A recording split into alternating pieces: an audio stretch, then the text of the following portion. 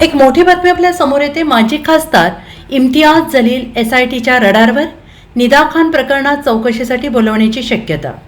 राज्यभरात खळबळ उडवून देणाऱ्या TCS लैंगिक छळ आणि धर्मांतर प्रकरणात एक मोठी घडामोड समोर येते।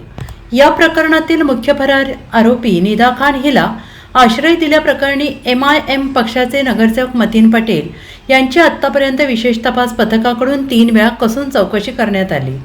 मतीन पटेल यांच्या जप्त केलेल्या मोबाईलमधून मिळालेल्या डेटाच्या आधारे अनेक धक्कादायक खुलासे समोर आले असून या प्रकरणात आता माजी खासदार इम्तियाज जलील यांना देखील SITकडून चौकशीसाठी बोलावले जाण्याची शक्यता विश्वसनीय सूत्रांनी वर्तवली आहे।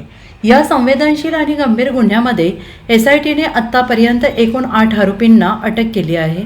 त्यांच्या विरोधात न्यायालयात मुख्य दोषारोपपत्र दाखल करण्यात आलेलं आहे।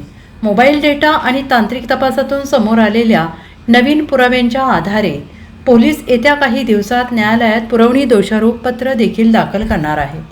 Bureau report SBN Marathi, Sangli.